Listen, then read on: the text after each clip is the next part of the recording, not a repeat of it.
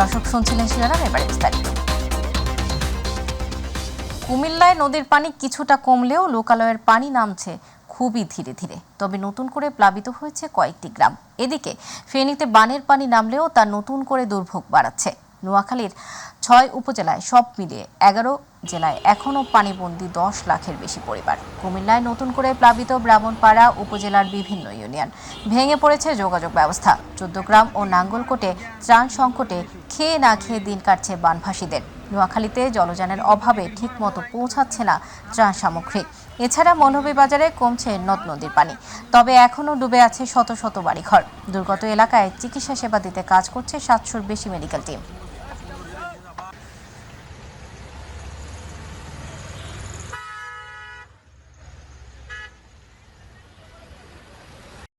হিন্দু সম্প্রদায়ের অন্যতম প্রধান ধর্মীয় উৎসব শুভ জন্মাষ্টমী উপলক্ষে দেশের হিন্দু ধর্মাবলম্বীকে শুভেচ্ছা ও অভিনন্দন রাষ্ট্রপতি মোহাম্মদ শাহাবুদ্দিনের।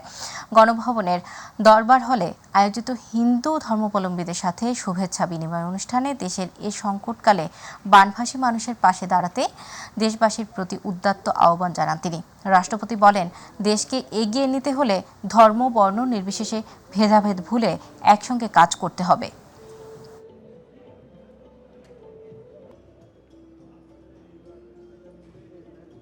ধর্মীয় মূল্যবোধকে দেশ ও জনকল্যাণে কাজে লাগাতে হবে। পারস্পরিক সহমর্মিতা, সম্প্রীতি ও মানবিক মূল্যবোধের বন্ধনে নতুন প্রজন্মের জন্য একটি প্রগতিশীল ও শান্তিপূর্ণ সামাজিক ব্যবস্থা গড়ে তোলাই হোক এবারের জন্মাষ্টমীর অঙ্গীকার। শ্রীকৃষ্ণের আদর্শ ও শিক্ষা মানুষের মধ্যে সৌহার্দ্য ও ভ্রাতৃত্বের বন্ধনকে দৃঢ় করতে গুরুত্বপূর্ণ ভূমিকা রাখতে পারে। আন্তর্জাতিক পরিমণ্ডলে আমাদের সম্প্রীতি ও সাংস্কৃতিক ঐতিহ্যকে তুলে ধরতে সমাজের ধর্মীয় সম্প্রীতি বজায় রাখার পাশাপাশি পরম সহিষ্ণু ও সহনশীল আচরণ করতে আমি সকলের প্রতি আহ্বান জানাচ্ছি।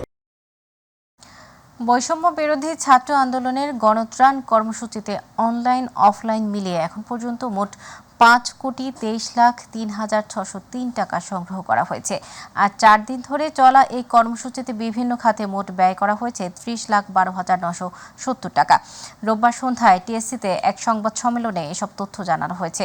মোট পাওয়া অর্থের মধ্যে টিএসসিতে নগদ ৪,৩৯,০০,১,৬৯০ টাকা, মোবাইল ব্যাংকিংয়ের মাধ্যমে ৬২,৯৪,১২০ টাকা, ব্যাংকিংয়ের মাধ্যমে ২১,০৭,৭৯৩ টাকা ৬৮ পয়সা সংগ্রহ করা হয়েছে বলে জানানো হয়েছে। ঐক্যবদ্ধভাবে এদেশের আপামর জনসাধারণ আমাদের পাশে দাঁড়িয়েছেন, বন্যা কবলিত মানুষের পাশে দাঁড়িয়েছেন। সর্বোপরি এদেশের বাংলাদেশি জনগণ একে অপরের পাশে ঐক্যবদ্ধভাবে দাঁড়িয়েছেন। দেশের সব সমুদ্র বন্দরকে ৩ নম্বর স্থানীয় সতর্ক সংকেত দেখাতে বলেছে আবহাওয়া অফিস।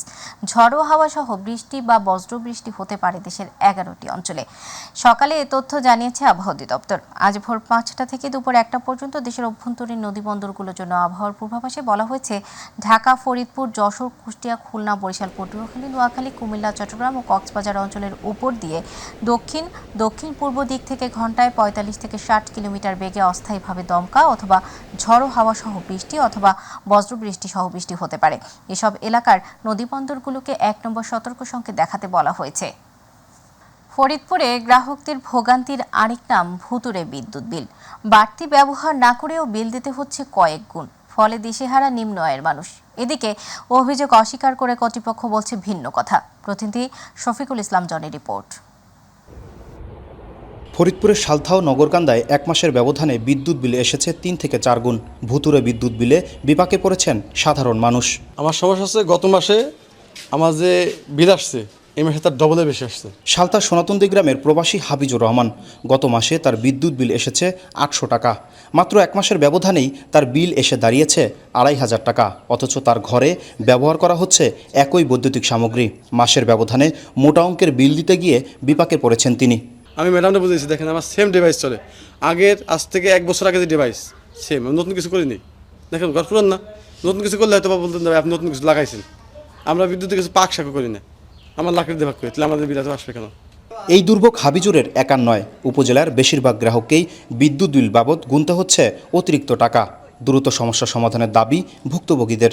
3 মাস ধরে ডবল পড়ছে, ডবল লাইট বিল তো একই, কিন্তু এরকম বিল ওঠা তো সম্ভব না। কোনো কোনো মাসে 2-3 মাস আমার ঘরে তালাও থাকে, তখনও বিল বাড়তেই থাকে, সেটা বাড়তেই থাকে। আগে আসছে হলো 700-800 আসতো, তারপরে মাসে আছে 2800 টাকা। আমার মাসে 700 টাকা বিল আসে, আমার তো দেয়াই কষ্ট, আমি তো নারী মানুষ। না, এইসব আন্দাজির পর বিল করে, এইভাবে আমাদের তো অনেক সংকট হয়ে যায় ভাই।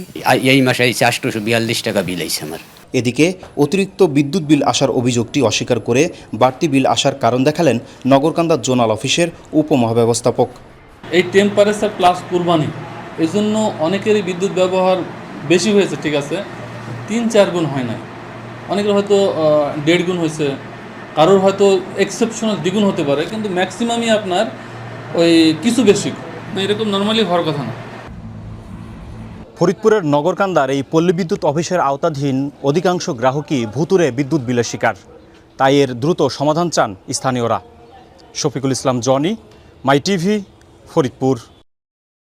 সনাতন ধর্মাবলম্বীদের অন্যতম ধর্মীয় উৎসব শুভ জন্মাষ্টমী আজ। ধর্মীয় ভাবগাম্ভীর্য ও উৎসবের মধ্য দিয়ে সারা দেশের সনাতন ধর্মাবলম্বীরা দিনটি পালন করছেন।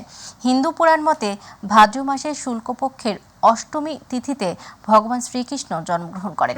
জন্মাষ্টমী উপলক্ষে আজ সরকারি ছুটি। মহানগর সার্বজনীন পূজা কমিটির উদ্যোগে 2 দিনব্যাপী কেন্দ্রীয় জন্মাষ্টমী উৎসবের গীতাযজ্ঞ, জন্মাষ্টমীর কেন্দ্রীয় শোভাযাত্রা এবং রাতে শ্রীকৃষ্ণ পূজা অনুষ্ঠিত হবে। জন্মাষ্টমীর শোভাযাত্রার উদ্বোধন অনুষ্ঠানে প্রধান অতিথি হিসেবে উপস্থিত থাকবেন আইন, বিচার ও সংসদ বিষয়ক উপদেষ্টা অধ্যাপক ডক্টর আসিফ নজরুল। অনুষ্ঠানটির উদ্বোধন করবেন ডাক, টেলিযোগাযোগ ও তথ্য প্রযুক্তি উপদেষ্টা নাহিদ ইসলাম।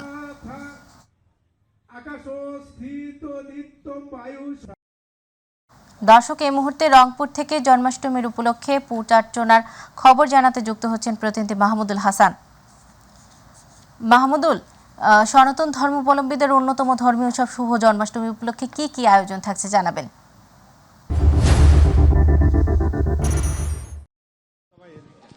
জি সৌদা, আপনাকে জানিয়ে রাখি যে আজকে কিন্তু যে সনাতন ধর্মাবলম্বীদের যে একটি উৎসবের মধ্যে অন্যতম জন্মাষ্টমী, এই জন্মাষ্টমী আপনি জানেন যে ভাদ্র মাসের কৃষ্ণপক্ষের অষ্টম তিথিতে কিন্তু যে শ্রীকৃষ্ণের আগমন ঘটে পৃথিবীতে, সেই আগমনকে ঘিরে কিন্তু আসলে নানা আয়োজন কিন্তু রয়ে যায় এই জন্মাষ্টমীতে। তবে আপনাকে জানিয়ে রাখি যে আমরা দেখেছি যে সকাল থেকেই কিন্তু গীতাযজ্ঞের মধ্য দিয়ে কিন্তু যে সনাতন ধর্মাবলম্বী যারা রয়েছে ভক্তরা, তারা কিন্তু আসলে এই মন্দিরে, অর্থাৎ আমি রয়েছি রংপুরের পীরগঞ্জের যে কালী মন্দিরে, সেই কালী মন্দিরে কিন্তু সেখানে এখন সকালে আপনাকে জানিয়ে রাখি যে সকালে গীতাযজ্ঞের মধ্য দিয়ে যেহেতু আনুষ্ঠানিকতা শুরু হয়েছে, এরপরে কিন্তু যে মূল যে আসলে এখন যেটি চলছে ধর্মীয় যে ভজন কীর্তিনাথ যে কীর্তন, সেটি কিন্তু চলছে। এরপরে আলোচনা সভা রয়েছে, তারপরে র্যালি। আমরা একটু কথা বলার চেষ্টা করব যে এখানকার যে পূজা উদযাপন পরিষদের একজন রয়েছে, তার সাথে একটু কথা বলার চেষ্টা করব যে আসলে সারা দেশেই যেহেতু যে সরকার প্রধানের পদত্যাগের পর থেকে কিন্তু একটি বিশৃঙ্খলা সৃষ্টি হয়েছিল এবং সেখানে কিন্তু আসলে হিন্দু সম্প্রদায়েরা নাকি অনেক বিপদে আছে, বা এই যে আপনারা জন্মাষ্টমী পালন করছেন কোনো বাধা বিপত্তি আছে কিনা, কেমন পরিবেশ দেখছেন? না, আমার এখানে ধন্যবাদ মাই টিভিকে। আমার এখানে সুন্দর এবং সুষ্ঠুভাবে আমরা আমাদের এই ধর্মীয় অনুষ্ঠান পরিচালনা করছি এবং পরিচালনা হচ্ছে। কারণ সকাল 7:30 আমাদের অনুষ্ঠান শুরু হয়েছে। তখন থেকেই আমরা আমাদের হিন্দু সম্প্রদায় যারা এসেছেন, ভক্তবৃন্দ, আমাদের মা বোনেরা এসেছেন, সুন্দর এবং সুষ্ঠুভাবে আমাদের এই অনুষ্ঠান চলছে। কোনো প্রকার ডিস্টার্ব হচ্ছে না, কোনো প্রকার ত্রুটি আমরা এখন পর্যন্ত দেখিনি। এবং আমাদের পীরগঞ্জ আমাদের মাঝে উপস্থিত আছেন বাংলাদেশ বিএনপির আহ্বায়ক।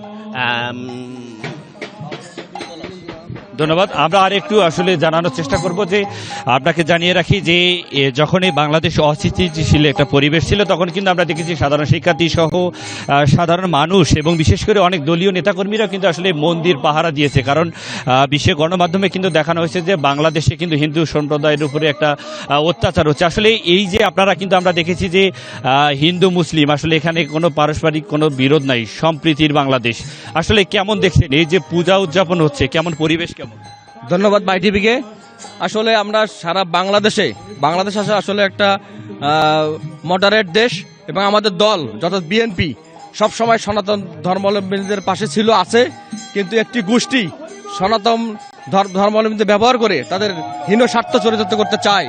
কিন্তু গত 5ই আগস্টের পর থেকে বিএনপির ভারপ্রাপ্ত চেয়ারম্যান জনাব তারেক রহমানের নির্দেশে এবং জেলা বিএনপির আহ্বায়ক পীরগঞ্জের মাটি ও মানুষের নেতা সাইফুল ইসলামের নির্দেশে, আনিসুর রহমান জেলা বিএনপির সদস্য আনিসুর রহমান লাকুবের নির্দেশে এবং পীরগঞ্জ পৌর এবং উপজেলা বিএনপি, আমরা পীরগঞ্জের প্রত্যেকটি সনাতন ধর্মাবলম্বী হিন্দু, বৌদ্ধ, খ্রিস্টান যারা আছে সবার পাশে থেকেছি। পাশে থেকে একটি প্রোপাগান্ডা ছড়ানো হয়েছিল যে যেখানে বাংলাদেশে সনাতন ধর্মাবলম্বী এবং অন্যান্য ধর্মাবলম্বীরা নিরাপদ নয়, তাদের বিরুদ্ধে হামলা হবে। সেই জন্য আমরা প্রত্যেকটি মন্দির, মসজিদ, গির্জা, প্যাগোডায় আমরা দলীয় নেতাকর্মীদেরকে পাহারার ব্যবস্থা করেছি। সেই জন্য সারা বাংলাদেশের ন্যায় পীরগঞ্জেও কোথাও কোনো মন্দির, গির্জা, প্যাগোডায় হামলার ঘটনা ঘটেনি এবং আমরা সব সময় সনাতন ধর্মাবলম্বীদের পাশে আছি। ইনশাআল্লাহ আমরা পাশে থাকব। এবং শুধু সনাতন ধর্মাবলম্বী না, পীরগঞ্জের যারা অন্যান্য ধর্মাবলম্বী আছে, হিন্দু, বৌদ্ধ, খ্রিস্টান, সবার সঙ্গে আমরা আছি। কারণ পীরগঞ্জে একটা সবসময় আমরা সৌহার্দ্যপূর্ণ অবস্থায় আছি এবং আগামীতেও থাকবো। আমাদের দলের ভারপ্রাপ্ত চেয়ারম্যান নির্দেশ দিয়েছেন যে যার যার ধর্ম তারা পালন করবে। আমরা কয়েকদিন আগে আমাদের মহাসচিব এখানে এসেছিলেন। মহাসচিব এখানে আসে উনি প্রোগ্রাম করেছেন, যে প্রোগ্রামটা ছিল হলো সম্প্রীতি সমাবেশ। ওখানে আমাদের অনেক হিন্দু, বৌদ্ধ, খ্রিস্টান ছিলেন, তাদেরকে নিয়ে আমরা সমাবেশটা করেছি। ধন্যবাদ সকলকে। আপনারা একটু জানতে চাই যে এই সম্প্রীতির বাংলাদেশে আসলে কোনো যে সনাতন ধর্মাবলম্বীরা আসলে তারা তো শান্তিপূর্ণভাবে জন্মাষ্টমী পালন করছে। আপনি তো পৌরসভার একজন কমিশনার, তাই আসলে কি পরিবেশ এখানে দেখছেন? ধন্যবাদ। আমি পীরগঞ্জ পৌর বিএনপির আহ্বায়ক হিসেবে আমাদের উপজেলা বিএনপির আহ্বায়ক যে কথাগুলো বললো, এগুলো কথা আমার, কারণ আমরা তারেক রহমান তাদের নির্দেশ, এখানে দোষী যে তার বিচার হবে, অন্যায়কারীরা কোনো দলের নয়, চাঁদাবাজিরা কোনো দলের নয়। তারেক রহমানের নির্দেশ, আমরা হিন্দু সম্প্রদায় হোক, মুসলমান যে গোষ্ঠী হোক, অন্যায় করলে জায়গা নেই। আর আমরা সব সম্প্রদায়ের মানুষ, আমরা ভালো থাকতে চাই। তারেক রহমানের নির্দেশ এবং সেই নির্দেশ আমরা সাইফুল ভাই সহ, জেলা বিএনপির আহ্বায়ক সাইফুল ভাই সহ, মাহমুদুল পলাশ সহ আমরা এগুলোকে বাস্তবায়ন করে যাচ্ছি। ধন্যবাদ। যেমনটা শুনছিলেন সৌদা, যে আসলে পুরো বাংলাদেশ আসলে যেটি এই যে বৈষম্য বিরোধী যে ছাত্র আন্দোলন, এরপরে যে গণ অভ্যুত্থানের পরে কিন্তু সারা দেশেই একটি অরাজকতা সৃষ্টি হয়। সেখানে কিন্তু বিশ্ব গণমাধ্যম কিন্তু সেখানে জানানোর চেষ্টা করেছিল যে বাংলাদেশের হিন্দু সম্প্রদায়ের মানুষজন একেবারে ভালো নেই, তাদেরকে বিতাড়িত করা হচ্ছে, এমন একটি গুজব কিন্তু সারা পৃথিবীতে ছড়ানো হয়েছিল। তবে বাংলাদেশের মানুষ, হিন্দু, মুসলিম, অন্যান্য যারা ধর্মাবলম্বী আছে, তারা কিন্তু একেবারেই সম্প্রীতির এই বাংলাদেশে তারা তাদের যে ধর্ম সেটি পালন করছে, এতে কোনো বাধা নেই। তবে এখানে আপনাকে জানিয়ে রাখি যে যেহেতু আজকে জন্মাষ্টমীর দিন, সেখানে আমরা দেখেছি যে এখানে যে ভক্তরা এসেছেন তারা কিন্তু তাদের যে উৎসব তারা পালন করছেন এবং এখানে যিনি দায়িত্বে, এই মন্দিরের দায়িত্বে রয়েছেন, তিনি কিন্তু সেখানে কীর্তন শোনাচ্ছেন এবং সেখানে আমরা দেখেছি যে তারা কিন্তু একেবারে উৎসব মুখর পরিবেশে কিন্তু তারা এই মন্দিরে আসছেন এবং সেখানে আমরা দেখেছি যে সাধারণ মানুষ কিন্তু সেখানে এসে কিন্তু তারা ভক্তগুলোরা সেখানে বসে তাদের যে কীর্তন সেটি কিন্তু শুনছেন। এবং সব মিলে যদি বলি যে যেহেতু শ্রীকৃষ্ণের যে আগমন, এই পৃথিবীতে আগমনের ঘটনাটি যেটি যদি আপনাকে বলি যে সত্য ন্যায় প্রতিষ্ঠার জন্যই কিন্তু শ্রীকৃষ্ণের আগমন এবং অশুভ শক্তিকে বিনাশ করার জন্যই কিন্তু বারবার এই যে শ্রীকৃষ্ণের যে পৃথিবীতে আগমন সেটি কিন্তু আসলে সনাতন ধর্মের মানুষরা সেটি বলছেন। তবে তারা যেটি বলছে যে বাংলাদেশ থেকে যে কোনো অশুভ শক্তি সেটি যেন বিনাশ হয় সেটি কিন্তু তারা প্রত্যাশা করছেন। তবে জন্মাষ্টমীর যে সব আনুষ্ঠানিকতা আমরা দেখেছি যে যেহেতু সকাল থেকে গীতাচক্রের মধ্য দিয়ে জন্মাষ্টমীর যে আনুষ্ঠানিকতা শুরু হয়েছে, এরপরে আমরা দেখেছি কীর্তন শোনানো হচ্ছে, এরপরে আলোচনা সভা রয়েছে, তারপরে দুপুরের পরে র্যালি রয়েছে। এই ছিল আমার কাছে সৌদা রংপুর থেকে জন্মাষ্টমীর সর্বশেষ পরিস্থিতি। মাহমুদুল, আপনাকে ধন্যবাদ। ফায়ার সার্ভিসের 11টি ইউনিটের চেষ্টার পরও নিয়ন্ত্রণে আনা সম্ভব হয়নি নারায়ণগঞ্জের রূপগঞ্জ উপজেলার গাজী টায়ার কারখানার আগুন। গতরাত 10:30টার দিকে লাগা আগুন এখনও দাউ দাউ করে জ্বলছে। স্থানীয়দের খবরে ঘটনাস্থলে এসে আগুন নেভানোর কাজ শুরু করে fire service. Demra, Kanchpur, Adamjee EPZ ও কাঞ্চন ফায়ার স্টেশন থেকে একে একে যোগ দেয় 11টি ইউনিট। অবকাঠামোগত ও ভেতরে থাকা টায়ার উৎপাদনের দাহ্য পদার্থের কারণে ব্যাপারটি জটিল হয়ে পড়েছে বলে জানায় দমকল কর্মকর্তারা। আগুন পুরোপুরি নিয়ন্ত্রণে আসলে ক্ষয়ক্ষতির পরিমাণ জানা যাবে বলে জানিয়েছে ফায়ার সার্ভিস।